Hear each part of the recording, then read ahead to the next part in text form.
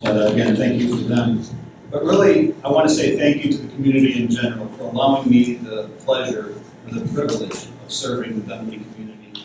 I'm one of the original Dunwoody City Council members, and back in the day, I was president of the Dunwoody North Civic Association. And I remember when we were starting the city, not we, I wasn't part of it then, but there was a plan at one point to maybe put, where were the city boundaries going to be? This is way back in the day, and there was actually a plan or an idea to draw the line up Tilly Mill Road. And as president of the Civic Association, they were going to cut my neighborhood in half, and I got involved. And I got involved in the city aspect, and it's been quite a ride since then. I've been a resident of Dunwoody for 18 years, degree in public administration. I really enjoy serving the Dunwoody community. I'm married, I have 3 boys, ages 14, 12, and 8.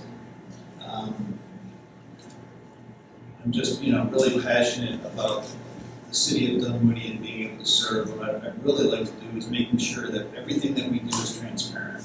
If you're not aware of my blog, I try to push every city document, every public document that I have in front of me out to you, the community, to help you have a better community. It's all about having a better community all the way across the board, whether it's for the parks, the paving, the police, you name it. I want to serve you the best I can, and I just want to attempt to make this a great place to live. I like working with the neighborhoods and the community and making sure that the personal interaction with the citizens, I enjoy that. I work very hard at it, and hopefully we can answer your questions tonight if you have them. Anyway, I'm very proud of the city of Dunwoody. I'm very proud of where we've been, where we started, and where we are now. We are going to have the millage rate come in front of us at the next meeting, and we are going to be keeping, to the best of my knowledge, the millage rate exactly the same for the day of the corporation. So from 2009, we have never raised the millage rate. And I think when you look backwards and you see where we were and where we are today, it's just a great accomplishment. We're paving the parks and the police. It's a better Dunwoody. I'm very proud to be here. I'm very thankful that you allow me the ability to serve. I look forward to answering any questions that you may have. Thanks. Great job, John, with all those sentiments. I'm Doug Thompson. I'm the local District 3 rep. If you kind of would look at North Peachtree Road to Winters Chapel Road and up to Mount Vernon and Dunwoody Club, that's kind of District 3. We're in that as we speak. I was elected out of that district just barely. And I serve District 3 again as the local rep and have for the last 3.5 years or so. Glad to do it. I'm married. I have 1 daughter that will be here later on. There was the Microsoft store grand opening tonight. They had a lot of pomp and circumstance. I'm sure it's a lot more exciting over there than it is in here. But I'm glad to be here to discuss the issues. Let me recognize a few other folks that we have in the crowd. We have our Mayor, Mike Davis. We have our Acting City Manager and Police Chief, Billy Groden. We have our Public Works Director, Michael Smith. And then we have Mindy Sanders, whose title is Capital Projects. There you go. And also we have in the back Jeff Mann. Jeff is running for sheriff. He is running, he's in a runoff, and he's running against Vernon Jones. He's running against Vernon Jones, and he'll be on the next ballot. And I'm sure he would appreciate it. Of course, we have a couple of members of the press, and I see a lot of friendly faces out there that I know. Again, this is a time for us to discuss the issues. A lot of times we get one-way feedback from emails and public comments and those sort of things, but this certainly gives us a time to answer questions and have a calm dialogue. Look forward to all your questions, and we'll answer them as best we can. Thank you, Doug. Well, I see we do have some priorities up there. Kershaw Park seems to have floated up to the top, so why don't we go ahead and start with that. I will start off by showing you this board. This is Kershaw Park, and if everyone knows the location, this is North Shalford here. This is the site of the old hospital that was torn down some time ago. And this is the design for the park that has been approved by council and is set forth. We have a number of items and features within the park. Of course, ample parking. We have a couple of basketball courts as well as pickleball courts. We have a pavilion, and there is also general open play areas and multi-purpose sports areas. Now, in terms of specific drill downs on Kershaw Park, and we do have a take-home element for you as well, too. Did anyone have any specific questions regarding Kershaw Park, or you'd like to hear about more of the amenities of the park, or its timeline? Yes. What's the target date for opening? 2020, sometime in 2015. In the beginning. Contingent on funding the remainder of the park in the 2015 budget. Did everybody hear that? That is, the park is, we're aiming to complete the park in 2015, and that's contingent on the remainder of the funding coming through for the construction. Did that answer your question? Okay. Anyone else like to talk a little bit more about Kershaw? Definitely, there's a lot of good information within the handout. I would welcome that you take a look at the handout too. Well, I can tell you that we got a lot of feedback from the community in the sense of what should be there, what shouldn't be there. There was a lot of discussion whether we wanted to have an amphitheater there. That might have been in some of the original plans. We decided to take that out if we heard that it's a long place for that type of amphitheater, so that's not in the plan. But what is in the plan is a basketball court, full size, and then a minor, smaller, multi-use court. If you remember back in the day, there was a basketball hoop that was put put up by residents over where the new Renaissance development is, and that basketball court was used all the time. If you drove past there, you saw that basketball court being used, and we got some feedback that we took down that basketball court when we started putting up that development, and we decided to put that basketball court back and give them an amenity. There was the thought maybe we should put playgrounds there. But in reality, there's a playground that if you see the multi-use path is going to be going from the new development, which has a playground at one end, and it goes to Brook Run, which has a playground at the other end. And it's a matter of, do we really need that many playgrounds for small kids? It was thought, well, maybe the playgrounds on each end is enough. Let's make some amenities, let's make some open green space so that we can throw a baseball, kick a soccer ball, have some pavilions, have a restroom, and have some place for other kids to play other sports. And that's some of the thinking beside how some of these amenities came to this facility.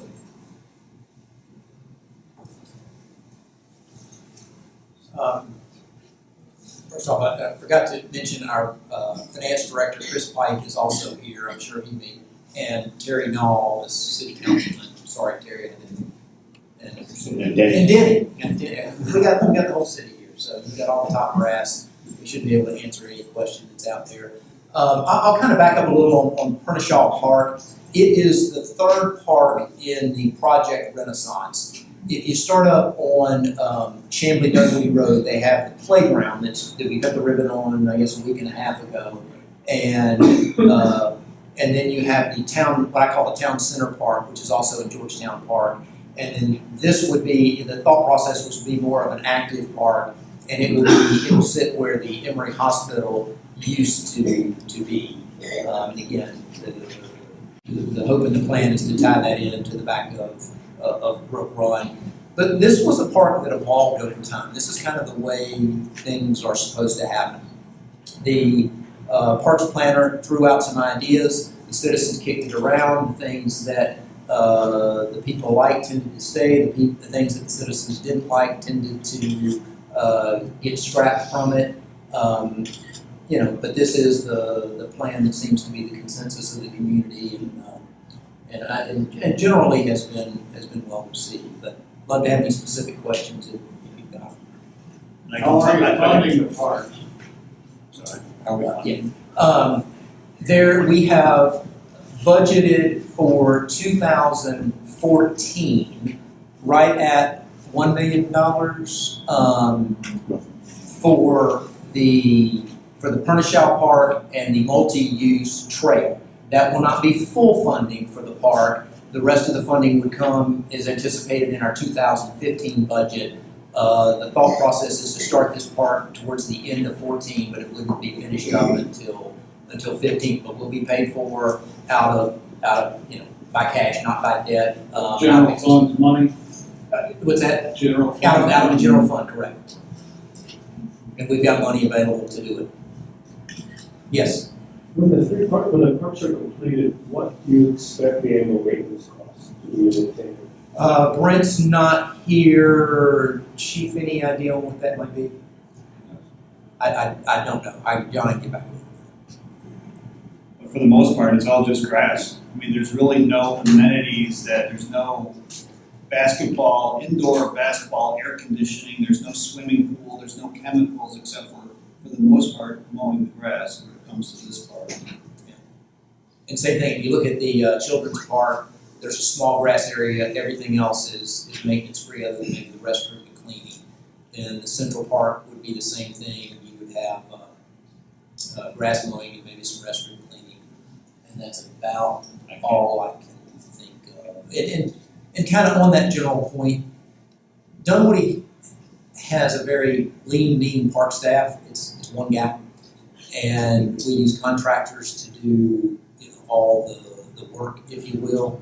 And we don't have a lot, really, if any, programming. We don't run the baseball program. We don't run the nature center. All of our public-private partners run those. The school center has their own staff.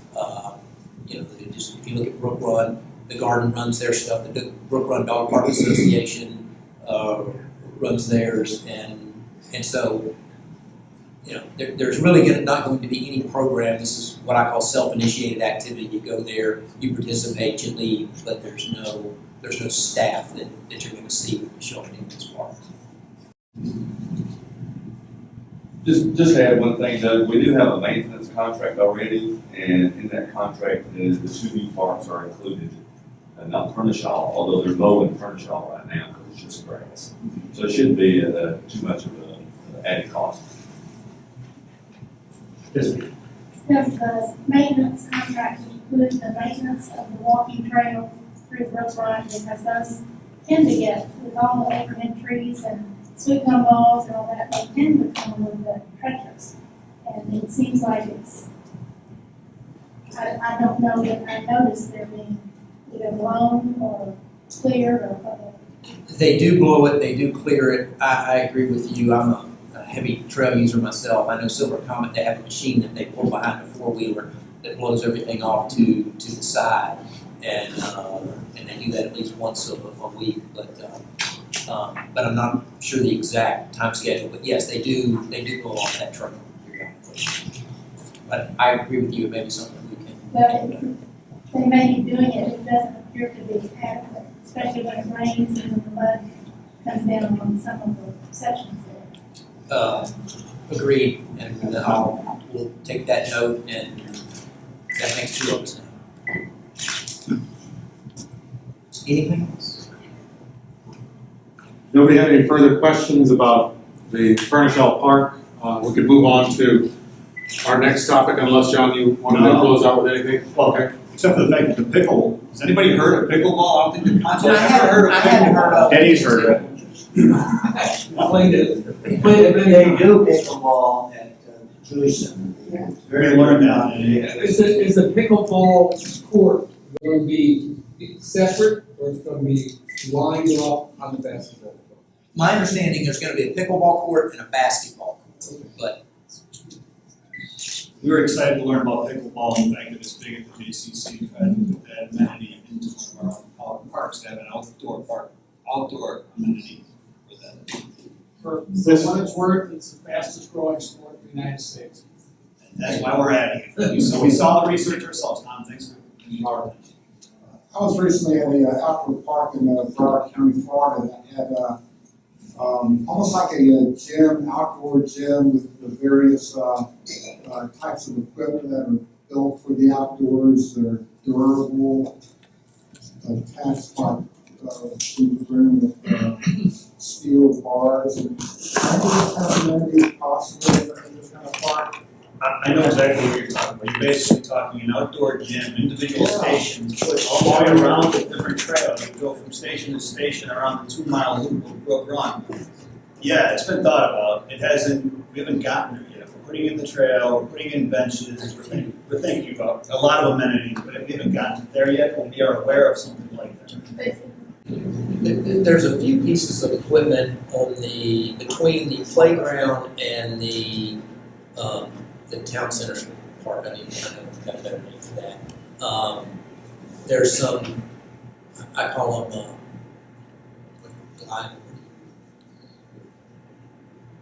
That's basically what I was referring to. Yeah. there's a bicycle, there's sit-up racks, and there's a, I was really impressed. maybe it's like an elliptical machine. I was impressed by how many seniors use that facility. Right. in Florida. Right, and I've seen seniors out on the trail over the Anything else?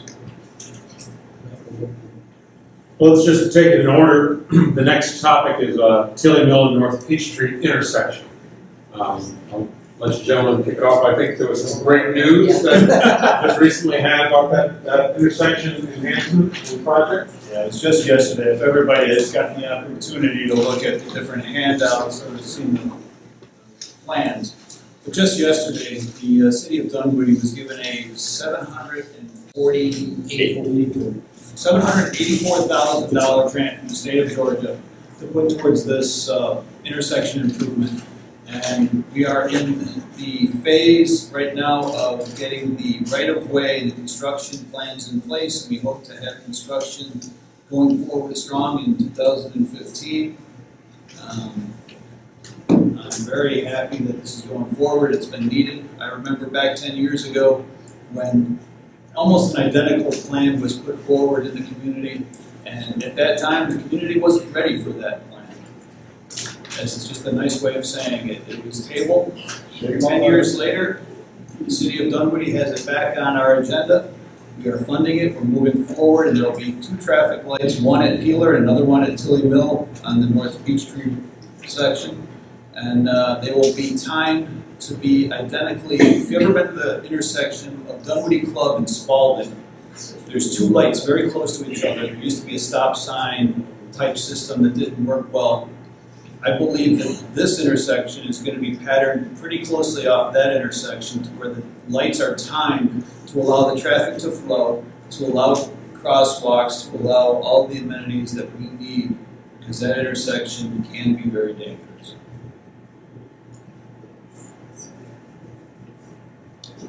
Yes, the intersection design is mostly adding turn lanes in the various directions so that the traffic will flow through there better. I know they've modeled it, and it will help the traffic flow, and it's also going to be pedestrian and sidewalks and bike facilities as well. Again, it won't get started until late this year, correct, Mike Smith? Yep. And then won't be finished until sometime, hopefully in 15, 16. And I know, I think it may be on the list. The intersection will be open during its redesign and construction. Like all construction projects, it's gonna be messy. Most of the work will be done off to the sides and adding the lanes, but expect it's not going to be real attractive for a while, and expect that sometimes there may be some traffic slowdowns and those sorts of things. But we'll get through it, and in the end, I'm sure it will help traffic. Any questions on that intersection? Anybody have any specific questions regarding the intersection? Where are you taking the land from for the turn lanes, like from the Kingswood Church or from the vacant property right there? It's going to be a little bit of all of those. The city actually has some right of way that we can use now. To the extent we needed some more, I think we acquired it from. I know the vacant lot, we've got some from there, and the house that sits next to it. Was there any from the assisted living center? Yes. Was some from there, and I think Kingswood and the house right across the street. Yeah. And so there'll be, or think about it, in those areas, there'll be additional turn lanes that are there. Yes, Jerry? Yeah, I'm just wondering, heading from Kingsley towards Tilly Mill Road, you're adding an extra turn lane. You know, we try to avoid Tilly Mill Road when we're coming home because of the car traffic, and we do drive from Kingsley and come out this way. And I never see traffic there. Was there a reason why you had to add a lane there? Why? Was there a traffic study that said, oh, there's so much traffic here, we have to add this lane? And I'll let Michael Smith respond to that one. I know he's worked with the engineers on that one, and maybe Mindy. Yeah, we did do a traffic study, we found the traffic and did the traffic modeling. There are times of day, I think morning, sometimes you can get a pretty good queue of cars there waiting to turn. You know, a left turn lane at any approach to an intersection makes a big difference, even if it's not a very long left turn lane. So it was recommended based on the traffic count. That you get the right turn lane? Well, the You left added and the right, yes. Okay, because there's an existing left now. Right. Yeah. It also allows for the refuge island, I believe is the other, doesn't it? Yes. John? We live near there, and the morning and evening rush hour when perimeter college is switching classes, when the high schools, the elementary schools, the middle school, and anything else, traffic is often that definitely blocks. So this will be a real great.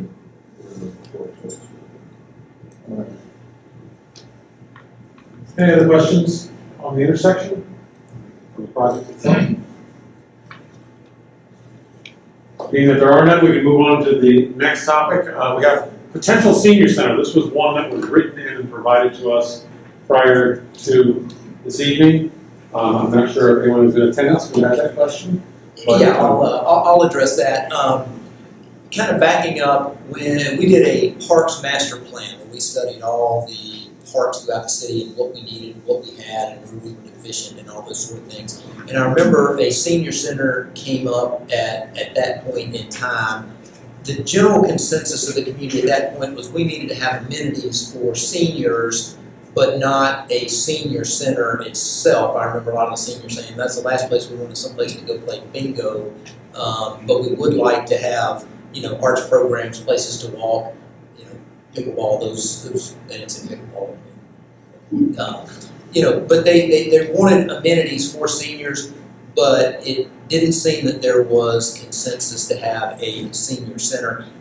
And, will we get one in the future? Short answer is, I don't know. I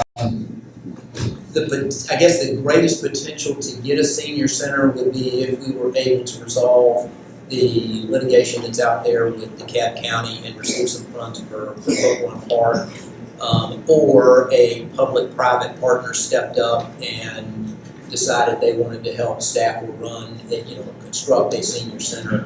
The tough part with parks in Dunwoody is we are very deficient in land. All the studies show that we don't have enough land, we don't have enough park space. We've done all we can with what you've heard so far. But short answer is, will we have a senior center in the future? I don't know. There's not one in the offering right now, but you just don't know how things will change going forward. But we do want to have amenities for seniors. And the other thing is, when we started the city, we did an evaluation of what amenities are already available within the community. And you look at all your nonprofits and churches and JCC who have invested heavily to make sure that those amenities are available to the community. We really don't want to duplicate what's already there. We would rather just try to make sure that we make those amenities available to the community and well known to the community. I was hoping at some point that we should have a brochure which lists all of the nonprofit organizations and all the events and all of the things that are being offered to the community. If we could push let's say there's senior centers or senior activities in 5 different corners of the city of Dunwoody right now being offered by our nonprofits, I think the city might be best to learn of them, document where they are, and then push the fact that they are there to try to support the nonprofits that have been supporting us for so very long. I think an overall activity directory is something that's missing and that I would love to see the city move forward with to provide services that are already available in the community. Any other specific questions on the senior center? All right, let me do a consensus. It's supposed to be two-way. Unofficial hands. Raise your hand if you think we should be pursuing a senior center. Raise your hand if you think that's an area that we probably shouldn't be pursuing.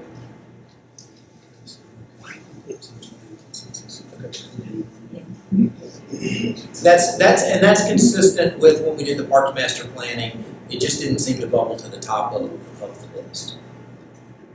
Is that a vote? No. Question. A service for seniors of transportation, however, is not a center. Has that been discussed earlier before we came in the first 10 or 15 minutes? No. I think that's something that should be looked into, because transportation, the churches try to do a good job of that. It could be in the book like John is suggesting. They provide that, but they don't provide it on a regular schedule and so forth. I know the Perimeter Center, PCID, has their shuttle buses and all of that. Something I think that could be looked into is some type of a shuttle or transportation service or pickup service or whatever for people that need to go to doctor's appointments, a lot of other things. And I'll say regular cities, they have bus systems. We don't. So seniors that are shut in and don't have a relative living by, many of them use rides from time to time to get here and there, especially at Perimeter Center, back possibly to like Georgetown's where they have the already the senior living and so forth. Something I think at least in the long-term plan should be considered. Gotcha. Okay, thanks. Anything else? Senior center. No other questions on that part. Great, the voting continues. I'm glad that the interest in the intersections up there. But we have the next topic that we got some votes on was Treetop Quest, the plan for Brook Run Park. Correct me if I'm wrong, city staff, but there was a proposal. The city of Dunwoody is always accepting ideas from everybody and for whatever reason it is, whether it's this amenity or that amenity, this amenity was floated by the company to have this Treetop Quest amenity brought to Brook Run. The city looked at it, visited the facility up in Gwinnett County, and thought it might be a good fit for Dunwoody, for the community, and for Brook Run. From there, we just can't take the first idea, the first, throw at it. We bid it out, we published it, we looked for bids, and this company came in as the only bid. Right now, we are looking at contracting with that company. The city council has not seen any formal contracting in front of us. We have some basic outline of what it is, where it's going, and what is going to be the cost or the benefit to the city. It's a for-profit company, but it's serving a It's gonna provide a service to the community in general at a cost. The company will be providing some money back to the city. I'm of the opinion that I wish that we could offer that amenity at a reasonable price so that everyday citizens could use it. That's public land and should be used in such a fashion that it's available to most people. And we're in negotiations with them about the cost. My ideas are to possibly make sure that there's ways in which our school children could take field trips. It's going to be right across the street from Peachtree Middle. It's the perfect age for that amenity or for that activity. And I'd love to see a regular, almost every child at Peachtree Middle School be floated through there on, a Thursday when nobody else is using it.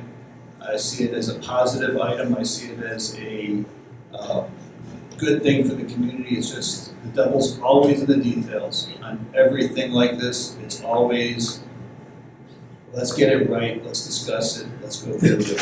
Hopefully that the city council will be getting that contract soon and we may be moving forward with it. And I was one of the council members that went out and actually toured their facility in Gwinnett County. It's a little bit different than the way a lot of people are thinking is this is a dangerous fly from mountaintop to mountaintop type of thing. But really the concept is more of a obstacle course and short zip line course that runs through the treetop canopy. It's really kind of a nature experience, if you will. And you're harnessed in, so it is, I guess all activities have risk, but it is relatively safe. Their safety history has been good. We've made sure that, and again, we're in the contract stage, so we've still got a long way to go. But this will be a facility in which they build it, they maintain it, they staff it, they run it. The city would get a percentage of the gross revenues, and the risk of loss or profit falls upon them.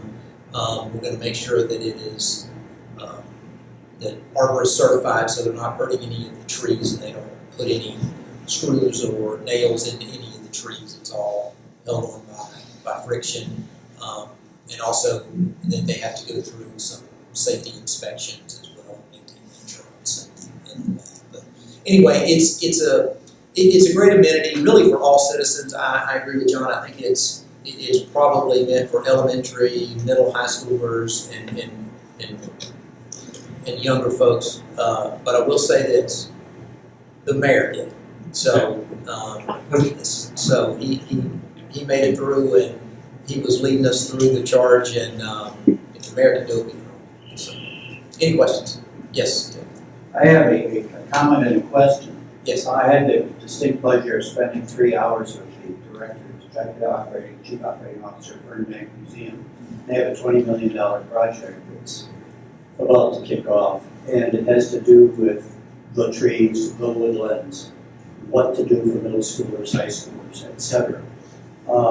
I would encourage the city, before they go too far with this, and it could become another Vernon Jones dog park down the road, if you look at the environmental use and educational use, because Mr. Heppenstall at the middle school, etc., is also considering with him some environmental education in some of the woodlands and trees yet to be determined.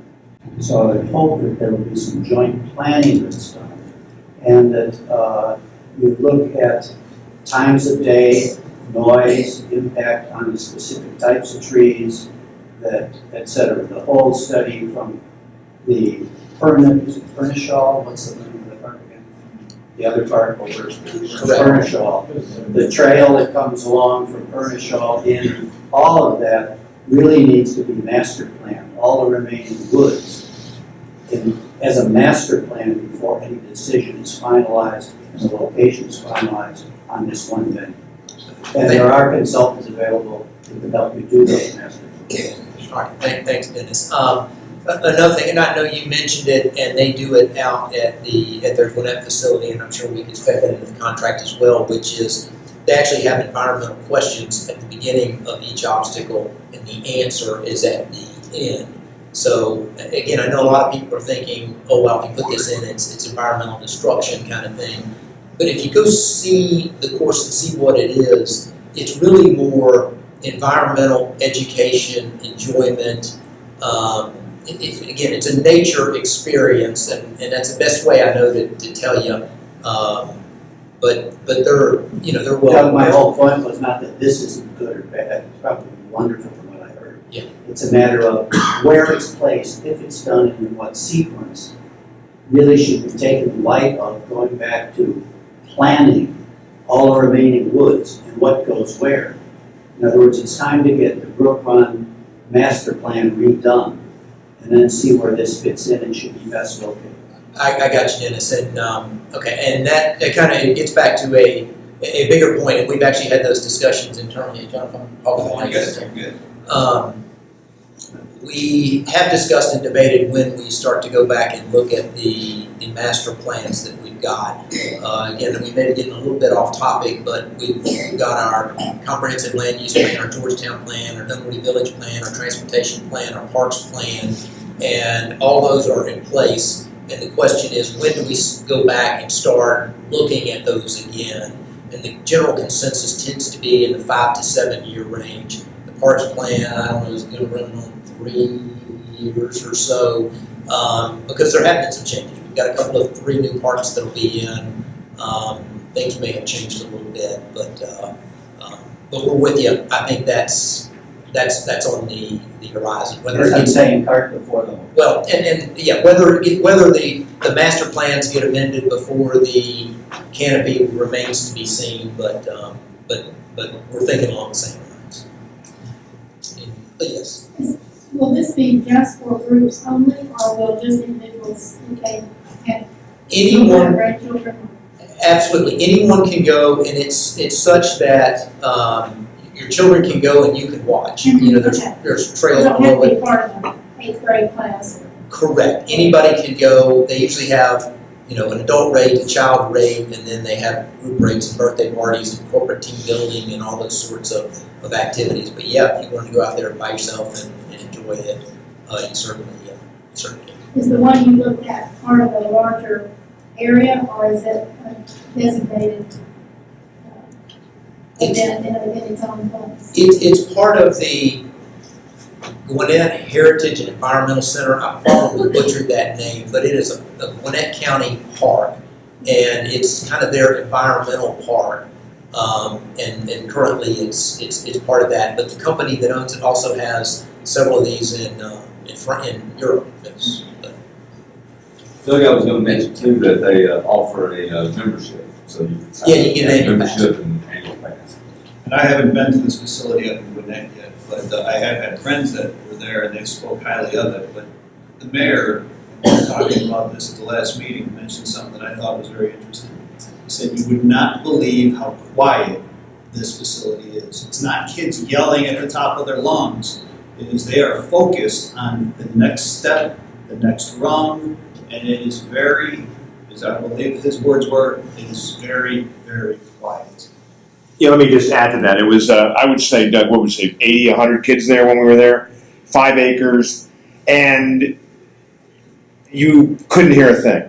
It was basically just kids concentrating on unharnessing one tether to hook onto the next thing in order to, it's very interesting because you're standing 50 feet in the air on a platform that's 18 inches high, and you can't possibly unhook yourself in any possible way and fall off this thing. So the fear factor is really interesting. You realize after you've done this a couple times, you cannot unhook yourself. So it's interesting. The kids are concentrating so much on making sure they follow each step and unhook. So there's no squealing, there's no screaming, there's no noise. It's just and you're up in the canopy, and the entire understory, all the plants and everything that's already there remains there, because you're playing up in the 30 to 50 feet height range. Yes.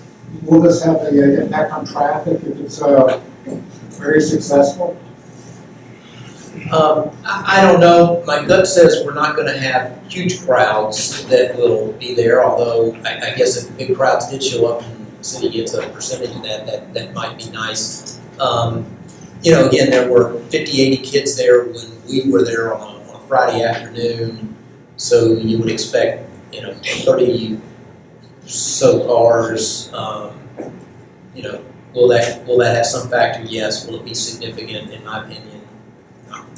With all parking on the roads, it's not going to be. Let me just say, it's not like Six Flags where thousands of people show up. You can only fit so many people into this thing at one time. There's only so many, and you take reservations too. So, I would think that we saw 80 or 100 kids. I can't imagine more than 300 kids being able to be at this thing at one time.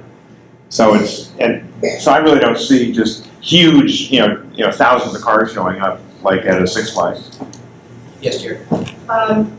I want to just discuss the parking for this particular Yes. thing, because, as you know, Dunwoody North is directly across from Brook Run, and every time there is an event, like Lemonade Days, anything big going on there, I get emails of complaints from people in River Glen where they're parking in front of their mailbox, blocking their driveway, and are you going to make sure that there's adequate parking, that it won't affect the neighborhood streets? Yeah, Jerry, this is just remember the location of this is planned for near the entrance where they come in off of Peeler, behind where the old dormitory is, and kind of at one end would be where our maintenance facility is, and at the other end would be the Seventh-day Adventist Church. So it's that section of it.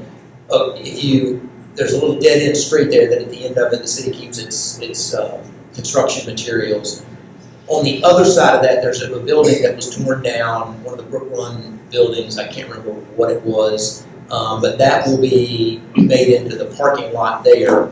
And I guess if you were that parking lot fills up, if you think about it, they would have to fill up the entire Brook Run before they would get up to the Dunwoody North neighborhood. Again, no guarantees, but I just can't imagine that many. The course is going to fill up long before the parking at the facilities. Is my point. And I can also tell you that you're right, Jerry. Sometimes the Dunwoody North community is used for parking for events that happen at Brook Run. And I've already talked to Chief Grogan in Public Works, and we have requested no parking on River Glen on the south side of the street between North Peachtree Road and Ellisberry. I've already talked to the neighbors, and they agree with it that there be no parking on that one side of the road. And that's really for safety in the sense of the fire trucks. When we have very large events, Lemonade Days or others, they park on both sides of the street right there, and I am worried about there's no sidewalks. Everybody is walking in the street, and there's no room for a third car, let alone a fire truck, to get through that little stretch of road between North Peachtree and Ellisberry. It's already been requested. The neighbors have already signed off on it. We're just waiting to get the signs ordered and installed at that specific location. So it's already in the works. Make a comment on that? Go ahead, Tom. Go ahead, Tom. You live right there. Yeah, I live on that street too, so I get it, but this last year, they did come out and set some cones and barriers, and that was a big help. Just one suggestion is move those cones and barriers a little closer to the curb, so that when the car parks on the other side, it doesn't narrow it down so much. But, hats off, it took, how many years? We're trying, Tom, we're trying. All right. Dennis, David, go ahead. Yeah, just one point, I've been asked this point, are you doing this for money?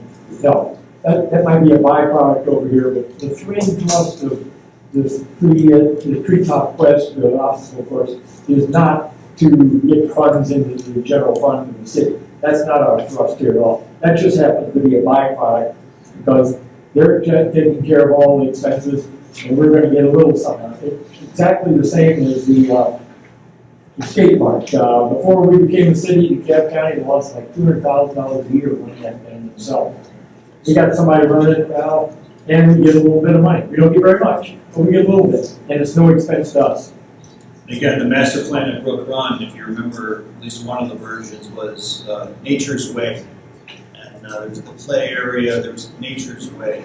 When you look at what we're trying to do, whether it's gardens or amenities like this, we are trying to, in some respect, look at those plans and find something that fits those bases for the most part. Any other questions? Yes. Do we believe that we have enough young people in Dunwoody using this for it to pay for itself, or will be relying on others to come in from outside the community to make the cost work? Short answer is I don't know the answer to that, but I suspect that this will be a draw from citizens, from people outside of Dunwoody itself. Because we started mapping these out as to where they are. There's this one in Gwinnett. There's a similar thing at Stone Mountain Park. There's one at Callaway Gardens, and there's some up in North Georgia. I may be missing. There's one at Lake Lanier. So generally, the people that want to do this don't mind traveling to get there. But my gut says that there will be people from outside of Dunwoody that want to do this sort of thing. Doug, I also would mention that I think the CDC is looking at possibly marketing this to groups that are coming in to stay in hotels in Dunwoody, either corporate or family reunions and that sort of thing. They could go over there and have that kind of experience. Great questions. Anything else on Treetop Canopy? Yes.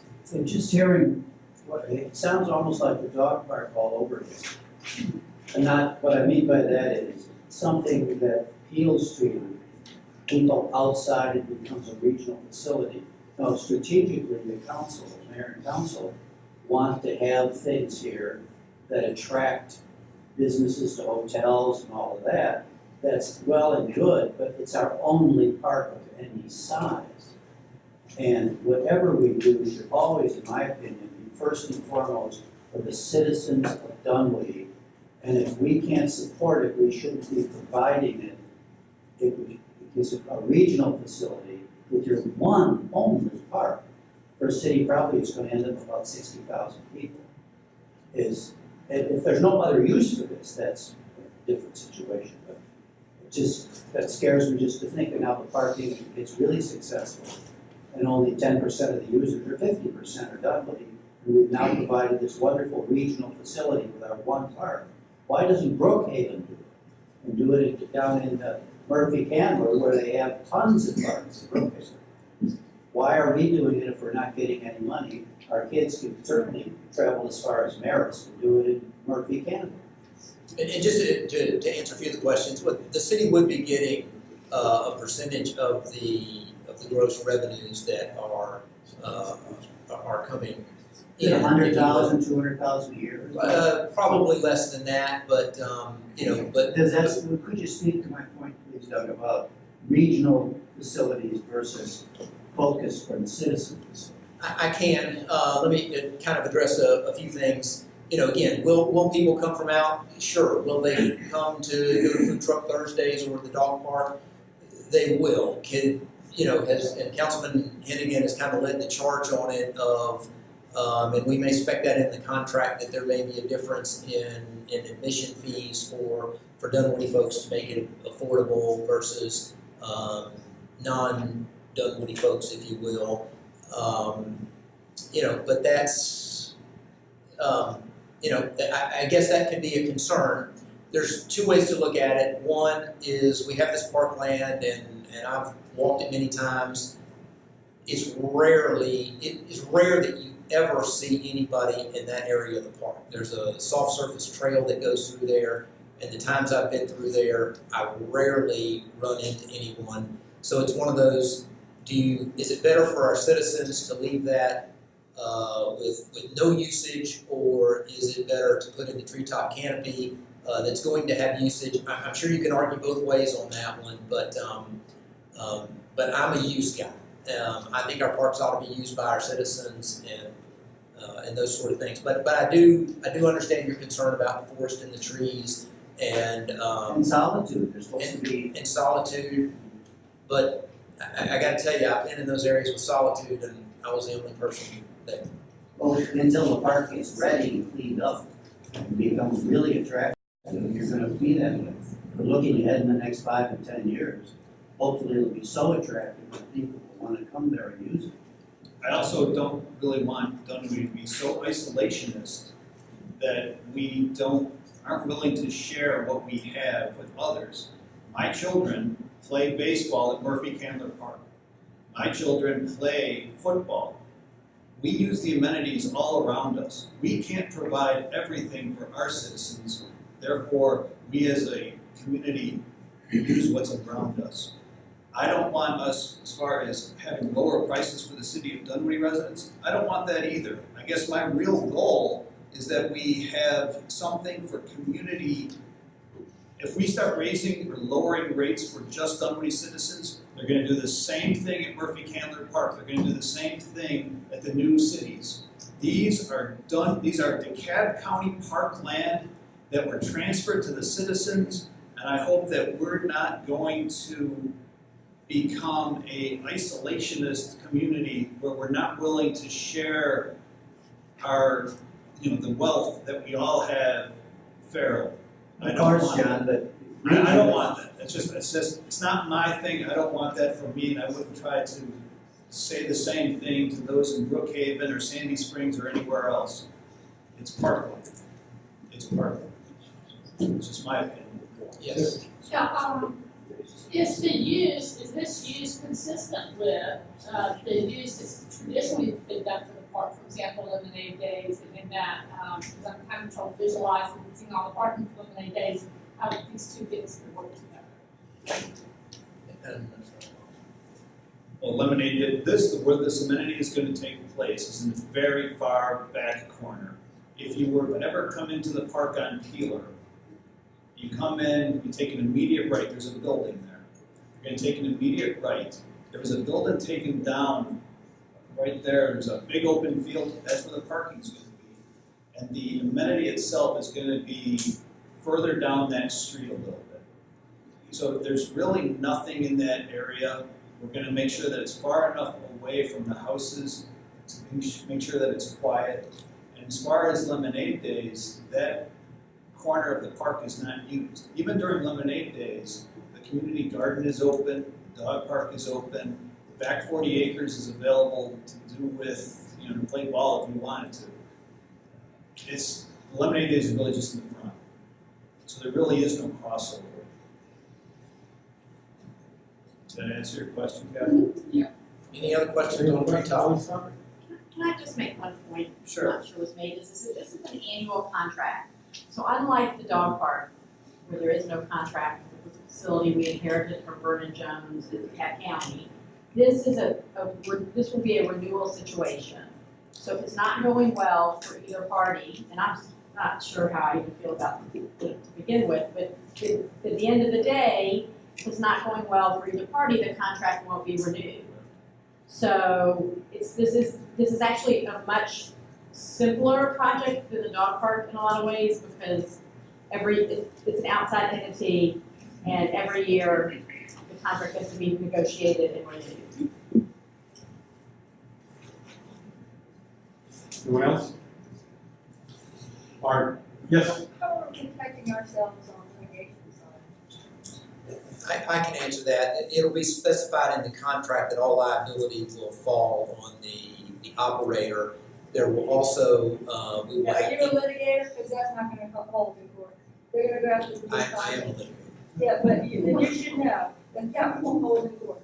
That you can say it's going to fall on them, but basically the judge is going to look at you and say, are you getting part of these profits? And it's not going to hold in court. You should know that by now. I mean, really, Doug, this is how it goes every time in downtown under, either Fulton or DeKalb or Gwinnett. The contracts don't exempt you. What I'd like to hear from the city, though, I'm not poo-pooing the idea because of litigation, but what I'd like to hear from the city is that we're looking at our insurance policy to see if it's even going to cover us because we're a municipality, okay? And insurance covers as a municipality. And will the insurance company try to whizzle out of this because they've decided now that you are not acting as a municipality, you're acting as a business because you're getting part of the profit. That's what I'd like to hear. I'm not saying this is a bad idea. I'm not saying that it's, whatever. I'm saying look at these things, talk to your insurance person, get it in writing that they will cover you if something happens. And the mayor can say all he wants that nothing will happen, but he hasn't obviously climbed the law. These, the clamps actually get heated and cooled, heated and cooled. It makes it a little bit more brittle. Things happen, okay? And you don't want to be standing there taking the brunt of it instead of saying, why didn't we take out more insurance? Gotcha. Let me address the insurance issues. We will specify in the contract that the liability falls on them. We will require in the contract that they maintain liability insurance and excess coverage for any accident that may happen, that they would be primarily responsible. For what amount? I'm kidding. And then the city also maintains insurance itself, and so we ourselves as a mayor and council are very concerned about the liability, and we have lawyers that are on that issue as we speak, and that will be one of the areas that's addressed in the contract, and that's a major point of contention with all of us. And so I'm with you, but it'll be addressed in a number of different ways. Thanks for that. Any other questions on the topic? Yes, sir. Is all the expense of operation to be borne by the company? Yes. So that would include any kind of ground mowing, trash emptying, any kind of... Utilities, labor, construction, deconstruction, any and everything, the city doesn't put any money into. Okay, so basically the city makes money on this. Right. No others? We'll move on to our new leader. High-speed fiber internet as the topic. And I think there's some familiarity with recent municipalities discussing that with companies. So John, I'll turn it over to you. Number one, I like playing on the internet, I like speed. But more importantly, businesses need speed. And it's an amenity that I think is very important to the growth of any city, any community. And we've been looking at who offers it, how can we provide it. We were looking at Google, we were looking at AT&T Uverse, we were looking at various options. And the city put forth applications, and I thought we put together an awesome application for Google Fiber. We partnered with Decatur, we partnered with Dorville, Chambly. It was a partnership. It was definitely us and Decatur were the main ones. But Decatur got selected by Google and we didn't. But the funny thing is that Brookhaven also got selected by Google, and I'm not sure how that happened. I'm not sure if they were actually put it in the application because it came in after. There were a city afterwards.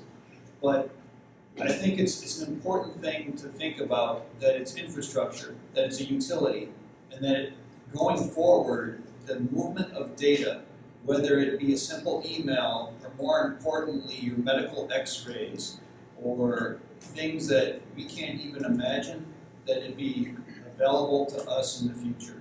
The city has looked at everything that needs to be done in order to facilitate high-speed internet access through fiber. They've looked at all of the infrastructure needs, the right-of-way, the zoning, everything that has to be done, and the city has put forward a package, and we're ready to move.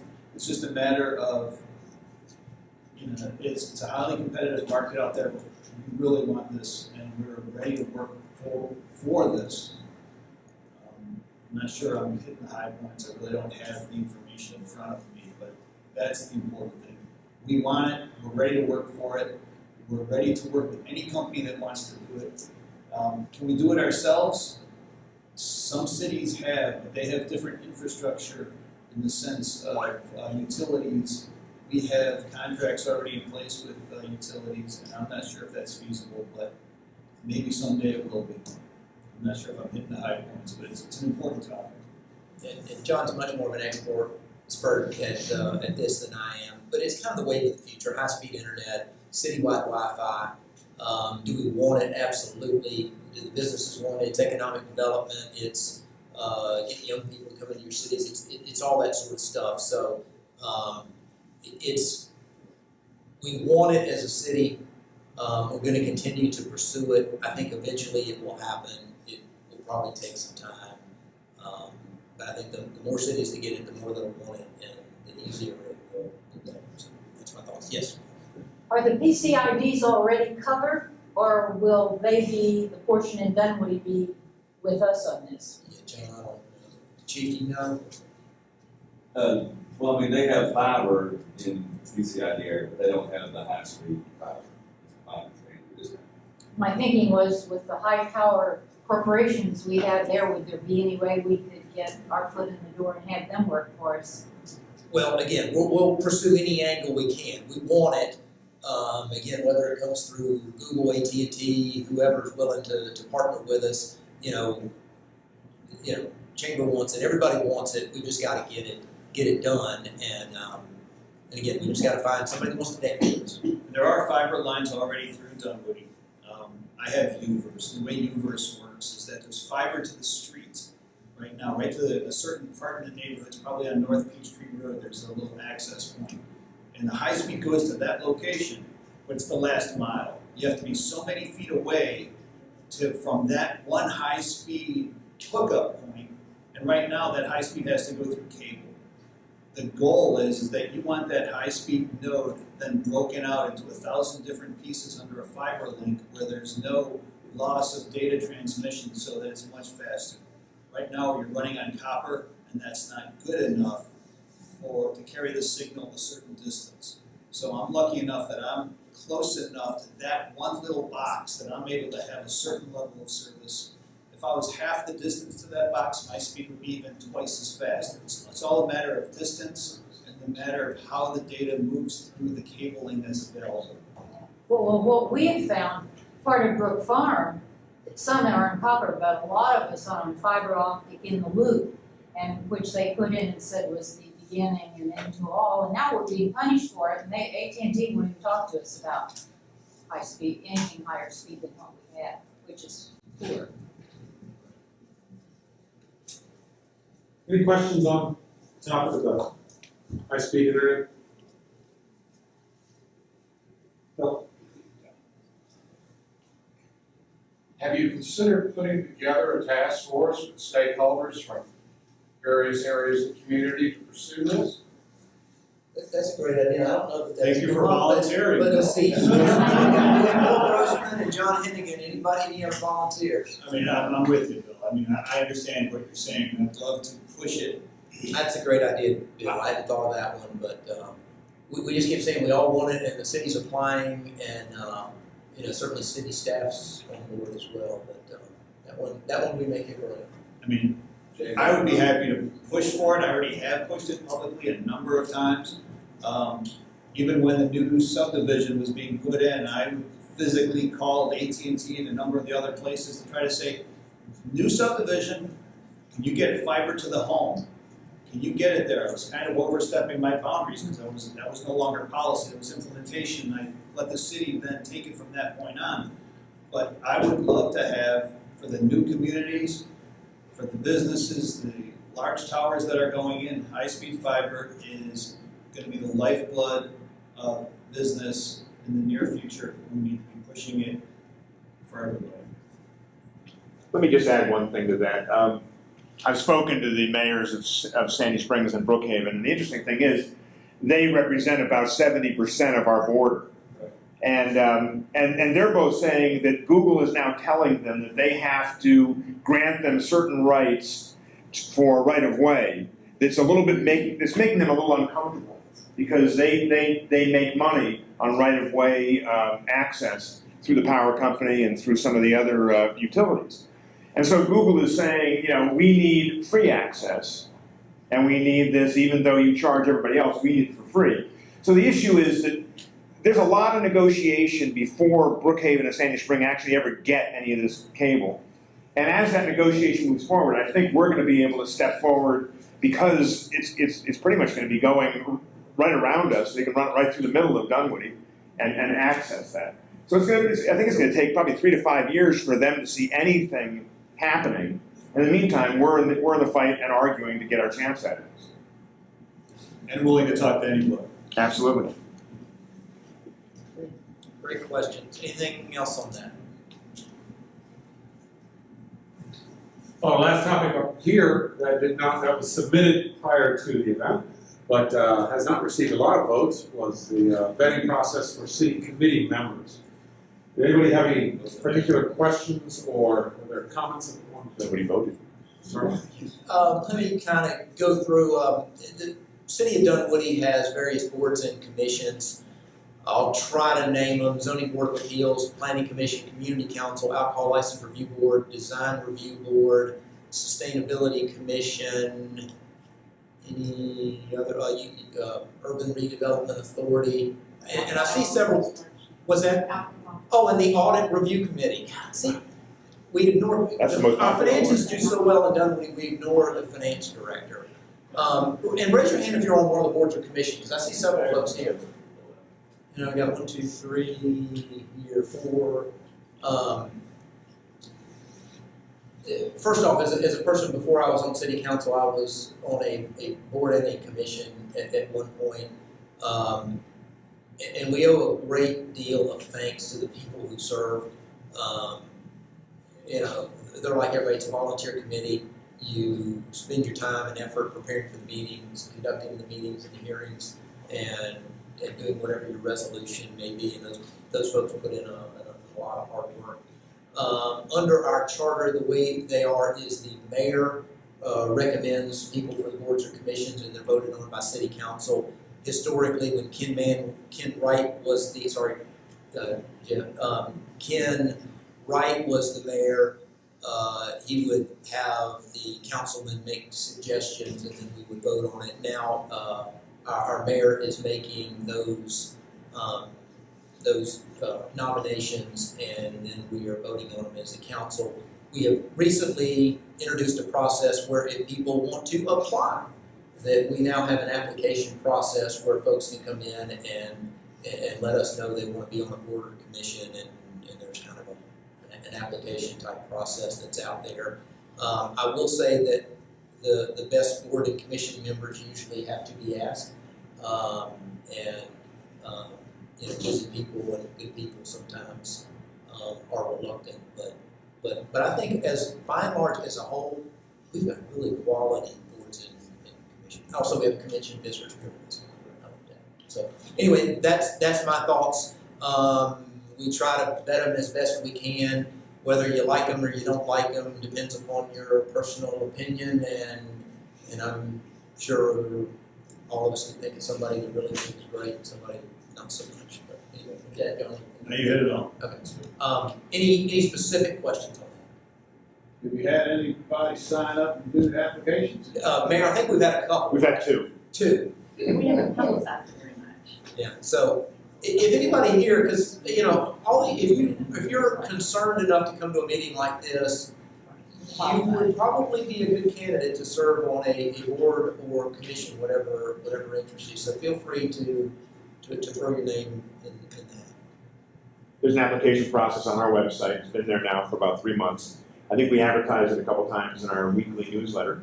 Can I see a show of hands of who gets the weekly newsletter?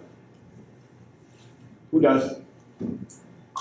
All right, everybody gets it. Good. Someone signed up now. You can sign up if you're not going to. But we did advertise it, and we probably need to make a bigger deal out of it, because if we didn't do a good job of getting anybody to sign up, so we got 2 names.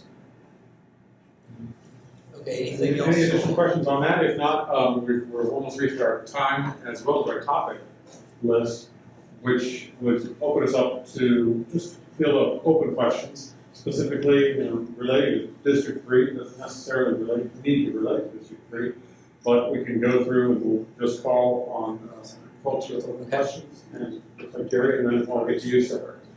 Okay, I was gonna ask if that gentleman speaks. Oh, his hand was up already, Jerry. Very good. Go ahead. There's our first question. I live on Sharon Valley Court, and some of you may have noticed about a week and a half ago, all of the craziness on Sharon Valley Court, about 6 p.m., 7 p.m. if you drove down there, 53-foot trailers, porta potties, trucks, cars, dozens of vehicles everywhere.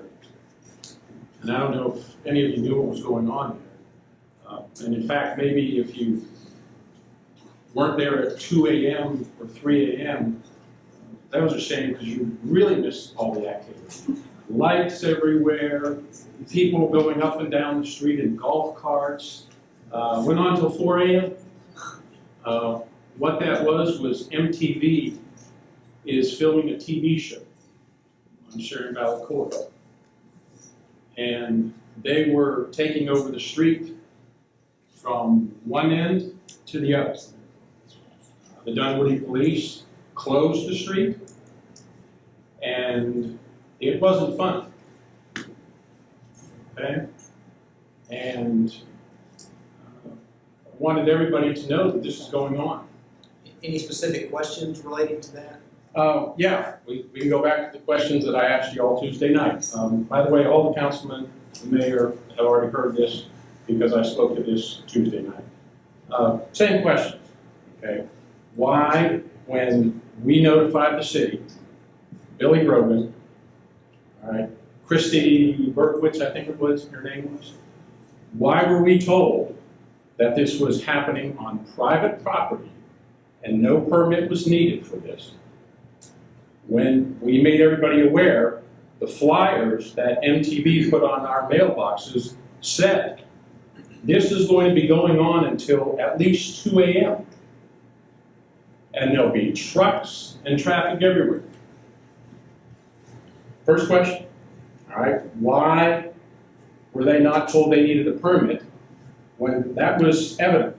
And I'm going to let the chief address it. I think when they came to the city for the permit and they informed the city that they were filming on private property, it was determined that they weren't needed. I don't think they disclosed the fact of how many vehicles that they were going to have out there. In other words, I'm not sure they shot real straight with us that's out there.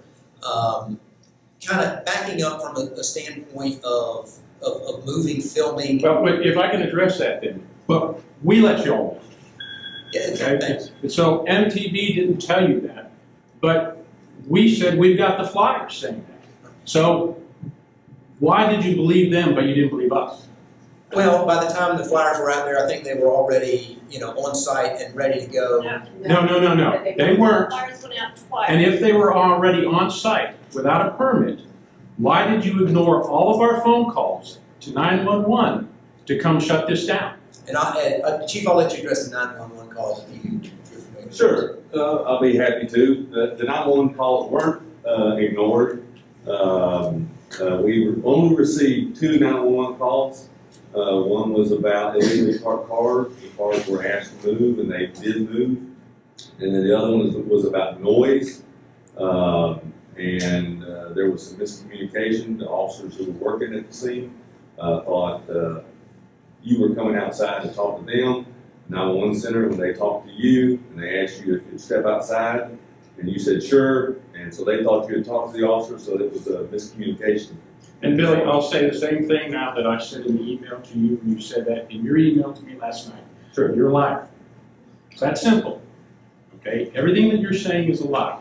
Well, I have the 911 calls. All right, I have the tapes. Sure, I have them too. Okay, called 3 times. Right. All right, and as I told you, and you should be completely aware of this, is no, the cars were not moved. Your officer ignored me. Okay, first of all, you said they were out there for security only, not traffic control, which is what the officer told me. Okay, I called 911, no one responded. So I ultimately went out to one of the police officers who was at Dunwoody Circle because cars were parked by the MTV staff all the way around the intersection, in violation of Georgia ordinance that says you cannot park at an intersection or within 30 feet of a stop sign. Police officers were routing people through that intersection when they closed Sharon Valley Court, which you also said, no, they did not close Sharon Valley Court, which was completely wrong. And then you said, when they did, it was only for 5 minutes, which is, no, they closed it for a long time. more than 5 minutes.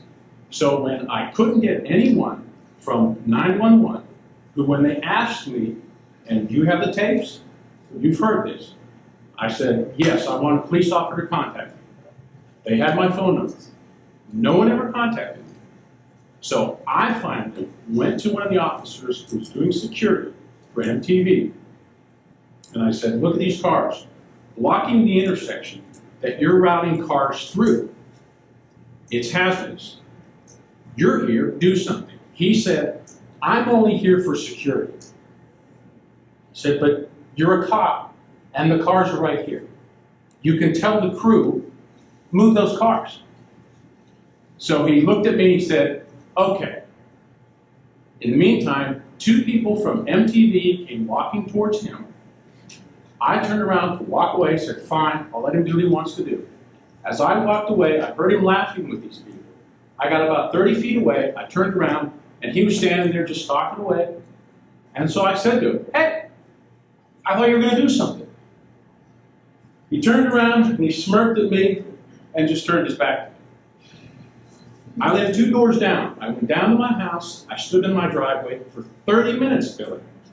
30 minutes, and watched. He did nothing. And those cars remained in that intersection. So don't tell me they were moved in 5 minutes, because that's a lie. Well, he had That's the an cars, absolute the cars lie. were moved. He said they were moved, I have no reason. I'm sure that the cars moved eventually, because eventually they went home. Okay, eventually they went home. But that's just an outright lie that you've been putting out there, telling people that the cars were moved in 5 minutes and they weren't. And then the other thing that you've been saying is that I didn't make contact with them. Let me ask you something, Billy. You're a cop. Let's do some detective reasoning. Who were they supposed to meet when supposedly 911 called me and said, they're standing at your front door to talk to you? Who were they supposed to meet? Come on, Billy. Who were they supposed to meet? Well, I don't know that The guy in the Tony the Tiger suit? Who were they supposed to with meet? a lot of what you say, so I don't want to get into a debate about it. I'm just asking. No, I want an answer to this. Who were they supposed to meet? 911 did not tell you they were at their door. Billy, I have. Let's stop. I'd be more than happy to bring that tape recording in your face. Let's stop. I think this is an opportunity. We'll have this conversation offline. Don't do this to me, Mike. No, I'm gonna have to. No. Because this is a forum for me to talk about what's going on in this neighborhood. And we're talking about this because what's going to happen is. Let me ask you a question. They're not going to just close Sharon Valley Court until 3 o'clock in the morning with lights and cameras. Is this gonna happen? Is this gonna happen every week? Is that the Diesel issue? trucks and so on. Because the other thing about this is, they never told anybody about this. They never said why this was allowed to happen. There was no permit for it, and they ignored us. Let me say this. And you may think this is fine because it's not on your street, but it could be on your street at any given time. Let me say this. And again, we acknowledge that we made mistakes during this. We put some things in place so that we don't make the same mistake in the future. There's been different movies filmed in Dunwoody. We've never had an issue with something like this, so we don't anticipate that it'll happen again. And, you know, what's done is done. We can't fix what happened. We can only do it right. Well, you can at least own up to what you did and didn't Let me do. just tell you, on behalf of the city, we apologize for anything that we've done inappropriate, and we'll learn from it and move on, so I hope you accept our apology. We can't go back and fix what happened in the past, we'll learn from it, we'll move on. I know Councilman Heneghan's apologized, I just did it here in front of you. I don't know what else we can do, I know you're upset with us, and again, feel free to give us all the grief you want, but there's nothing we can do as we sit here today other than to say we'll do better going forward. We did change policy in the sense of the way the applications are now coming in front of us. What happened was that we were given wrong information. Very simple, we were given wrong information. Policy is now in place to change the application process, that no matter what you do for filming, there's a preliminary application to give us the details that were not shared initially. So thank you. But again, I'll ask it again, since you won't answer it. I'll ask it again. Why did you believe what they said, but when we told you they put flyers on our mailboxes contrary to that, did you not believe us? Why at that time did you not go to them and say, wait a minute, why were there flyers put on mailboxes saying this is going to 2 a.m.? And Yeah, why- again, why I'm would you do unaware of that? that. Again, we apologize, I'm sorry, and let's go to the next topic. It's time to move on. Let's move Okay. on. We do, two more. We do have a question that was written in, and the question was about outdoor maintenance at Peachtree Charter Middle School. The question was, I'm aware that the Cobb County school system oversees outdoor maintenance at its facilities. However, is there something Dunwoody leadership can do to call attention to lack of those maintenance at those facilities? And I've dealt with that before. I'm not sure if that was one of your questions, because I know you've sent me emails on that. Yeah, Was that I yours? have complaints, right. Okay, and I called the principal and said the grass is high, but you've identified the issue, which is the Cobb County school system is responsible for the maintenance of the schools and not the city. We can suggest, I don't know that we have any real control other than, I've got a great idea. I think we ought to amend the Georgia Constitution to allow for local control of schools. And then we would enact enabling legislation, and Dunwoody would control its own school systems. And at that point, if the grass didn't get mowed, we would know who to talk to. And that's really all I know to tell you. Yes, ma'am. Go ahead. I didn't know I had a friend here. That was my question. Okay, and we've dealt with that before. All I need to do is call the principal and call the I school. have called And I have too. And that didn't seem, but subsequent to that call, I don't know where all these wood chips are coming from, but they just got piles of wood chips that they just let sit there in the front of the pen, the chicken wire with the crop that's growing there in the front yard. It's just not very representative of the area, and I don't think makes a very good impression. I'm with you. We'll take a look at we'll talk to the principal and see what can be done about moving those wood chips. The other thing is that there's usually really tall grass on Peachford, right along Chestnut. And we have to get after them to mow that.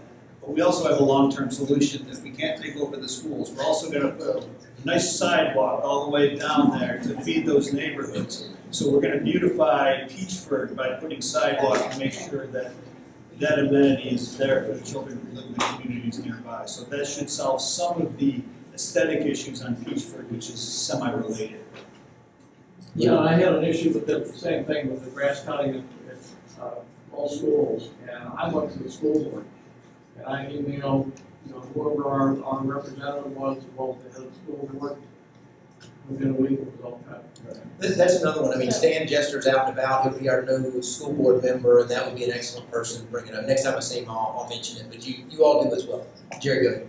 Yeah, I have a question. As you know, I've spoken to council a few times about tornado sirens, warning sirens. And one of the times I happened to mention that instead of spending $200,000 to move the dog park, which I don't use. I have 2 dogs, but I've never taken them there, so I don't have an interest in that particular dog park.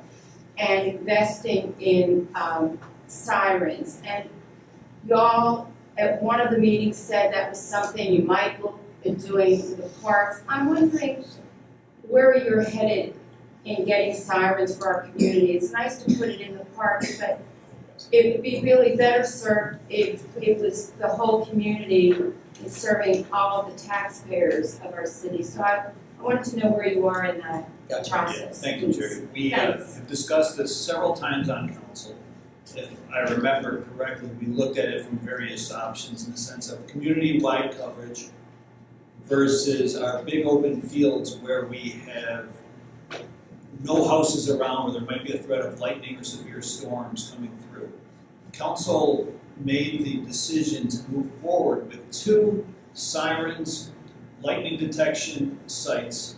One will be in Brook Run Park, and the other will be in Dunwoody Park, at the Dunwoody Senior Baseball area. And the contracts, I believe, are out. They're coming soon. I don't, Chief, we're about to sign it. We're about to sign it. I saw the RFP. I mean, they're coming. And I believe it's going to be very similar. If you've ever been to Murphy Candler or any other park, They have the warning system, and everybody is trained to know exactly what's going on with 3 blasts, and there's gonna be a light that flashes and sirens. When storms are coming, those 2 facilities will be protected. Now, what happens to the rest of the city? Let's see how these 2 systems work first. Again, the council is kind of split on a citywide system right now. We have put in place the electronic warning system on your 911 system. There's various apps that you can have on your phone that work. And there's also reverse 911 where there's a storm or something coming through. Our phone system will call you at home.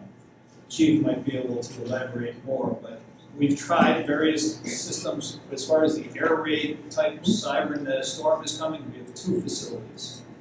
Brook Run, Dunwoody Park, and at some point we may find the funding or a consensus on council to move it forward citywide. But right now we're starting with 2. Thank you. Yeah, Lynn? I just want to address the school thing really quickly. Spent a lot of years deep in it.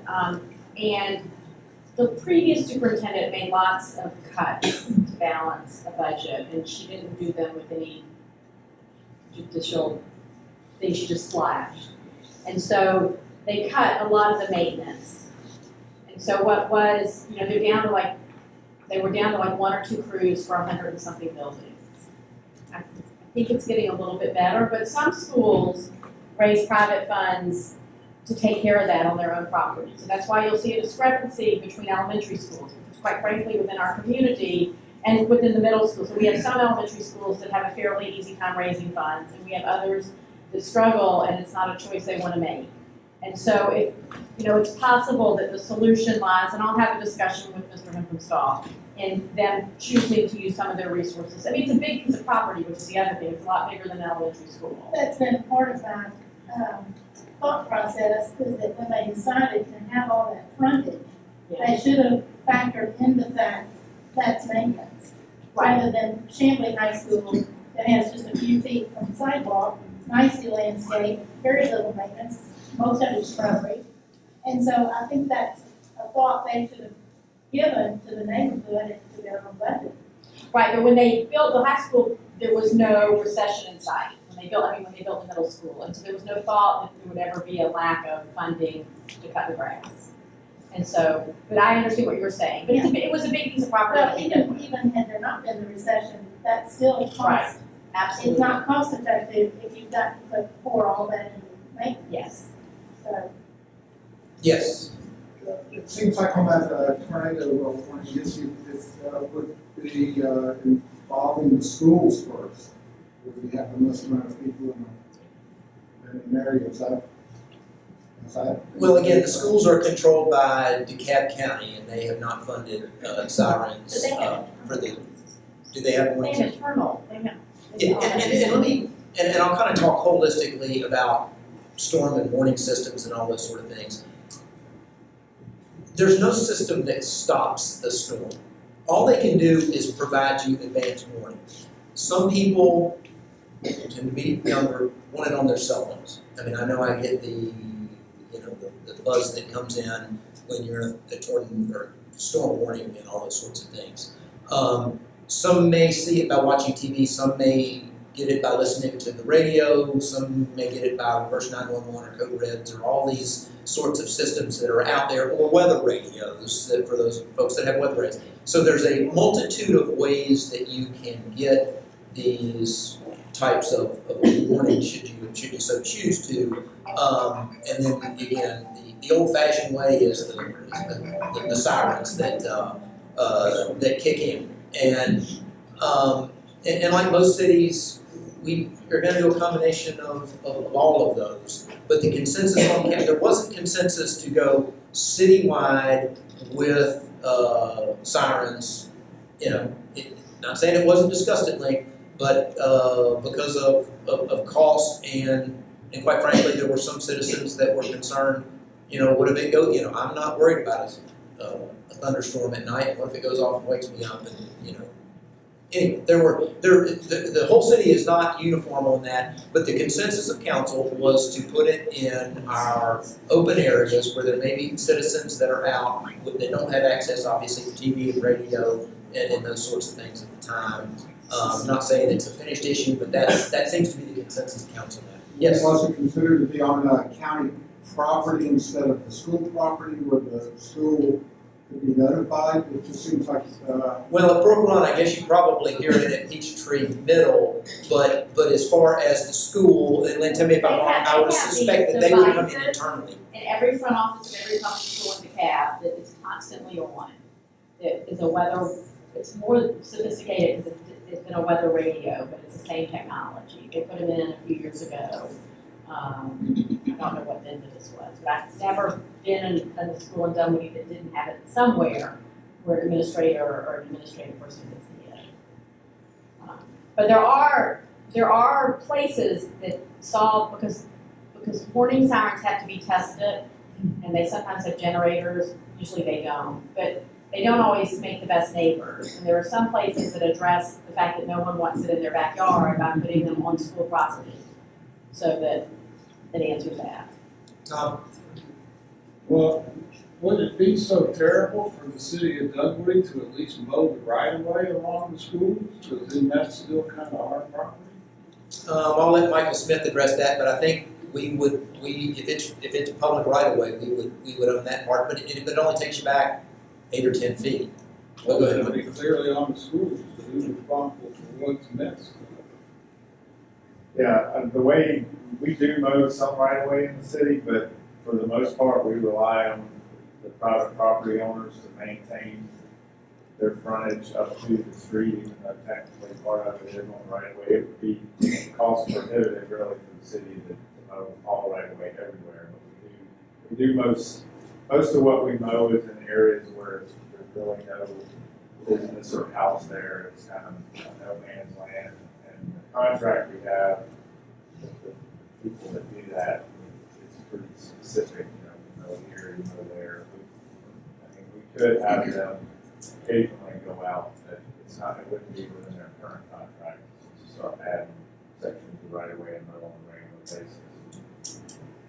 Seems to me like you could extend the extra change order and send it out to the county schools for reimbursement. That'd be nice. You would think. Might not get it paid, but you get their attention anyway. Any other questions on that, Bill? Did you have something? Well, not on that, but I did have a question. A couple of months ago, you put out a new RFP for the operator of the skate park at Brook Run, because the old operator retired and moved out of state. What's the status on that? I'll have to let city talk to that, because again, it hasn't come from council as of yet. We did put an RFP out. We got, I think, one response. Brent could probably answer this better, but our parks manager, I believe we got one response. They really, in the previous arrangement, similar to what we talked about earlier with the Treetop West, the person who managed the skate park before was responsible for all staffing and costs associated with manning the facility, and then the city got a small cut. And the proposal we received this time, they wanted the city to help support some of the, they wanted the city to kick in money to help operate the facility, and we didn't accept that proposal. I think Brent was trying to negotiate some other type of arrangement with them, but haven't come to any resolution on that yet. The city's had a skate park for 5 years, and that's clearly a safety liability issue because kids get hurt there regularly. There's no way to avoid it. It's the nature of the beast. Has that been any sort of a liability problem for the city in the 5 years we've been dealing with it? I'm not aware of any claims that we've had related to that. Most of the other facilities you see in other parks and other jurisdictions now, they've gone to a more, with skate parks, they don't typically have somebody there operating it. It is just kind of open, skate at your own risk. Unfortunately, with our facility, a nice building was built there that it would be nice to somehow utilize. Otherwise, if the building wasn't there, it would be pretty, at this point, I would probably just say, open it up like the other skate parks do and not really have any kind of staffing in the facility. Well, is there any staffing currently since that last time? It's just open and staff opens it up in the morning and closes it at night, sort of thing? I think it's open as long as the park's open. Okay, thank you. We do have a question that was written and addressed before. It concerns Brook Run Park and the rules about parking and cars traveling on non-paved surfaces. Apparently they've noticed that parking has happened on the free play area near North Peachtree, the playground. The question was, why is this permitted to happen and what can be done about it? Yeah, I know we've had some citizens who've been changing the Just last week, there was a festival that took place at Brook Run Park. It was, I believe, permitted. And somehow they were, the big circular area in the front, they drove a number of vehicles up in that area and unloaded and decided to stay there, from what I've seen from the photos provided. We've talked to city staff and they have reviewed the application from what I remember.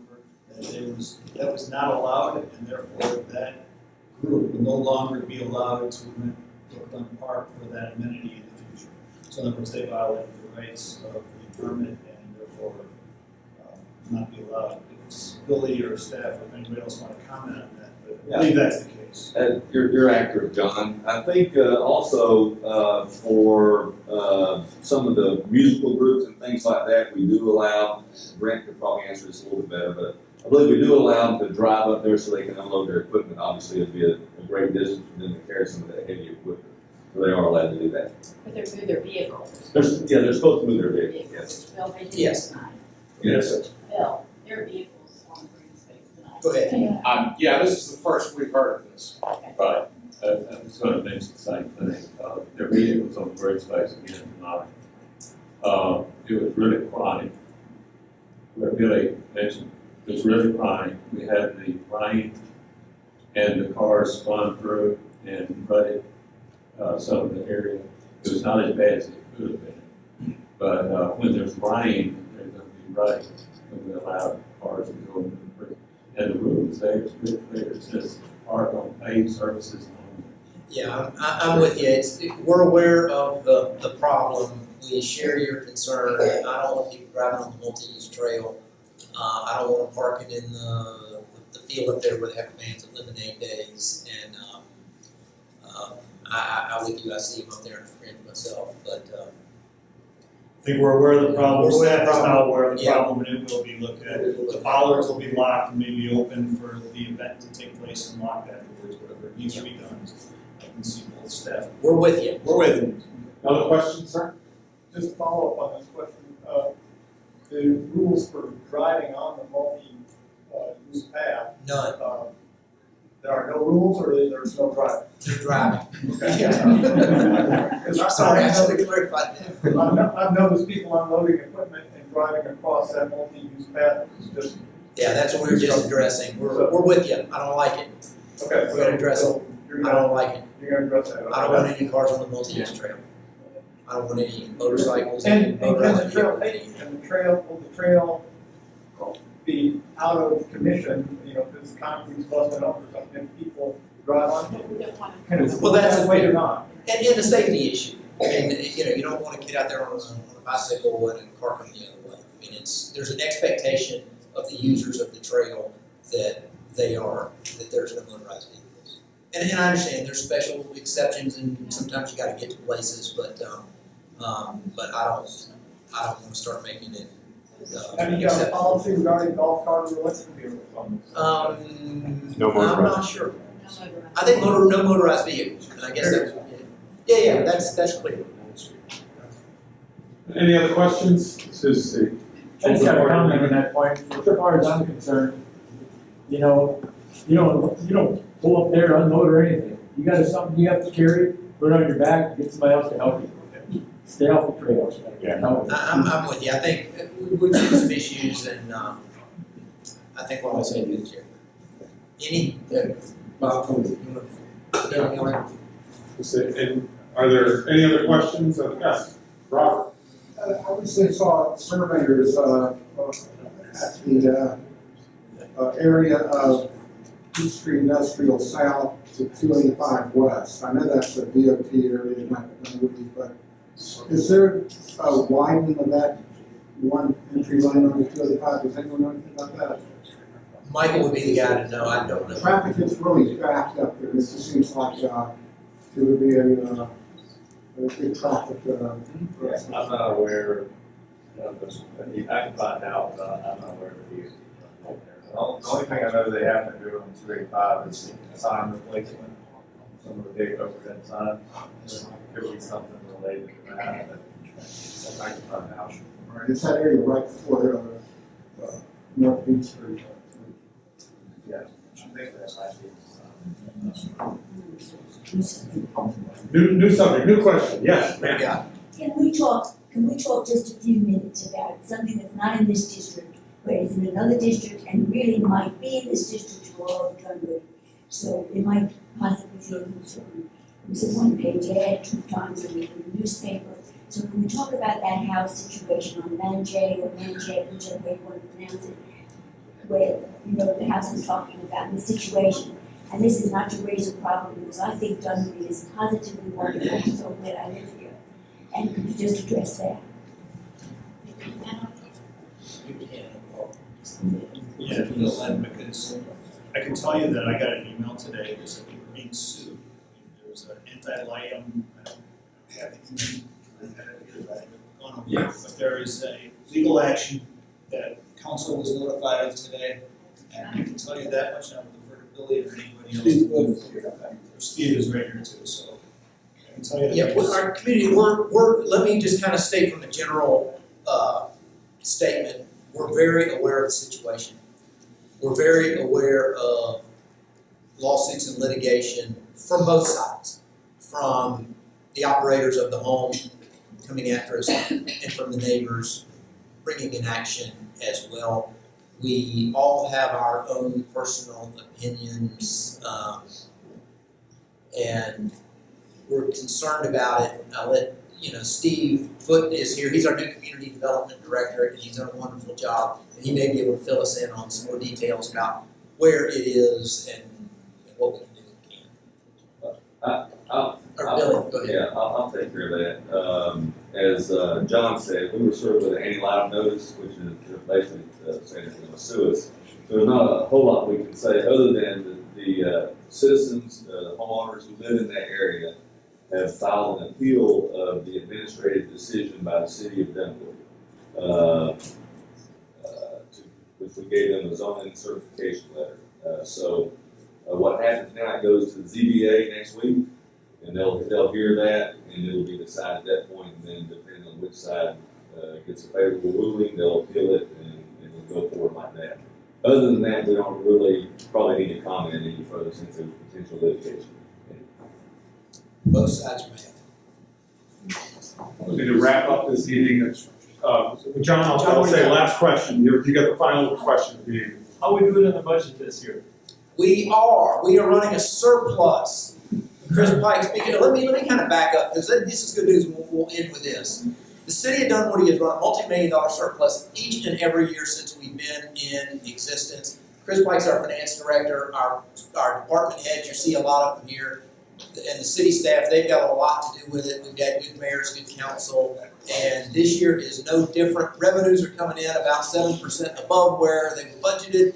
Expenses are about 7 or 8% below where they were expected. That gives us about a 15% surplus on a $25 million budget. You can do the math.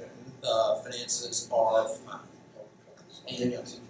It's a great closing point. Ellen? Yeah. Anything else? Thank you all for coming. Thank you.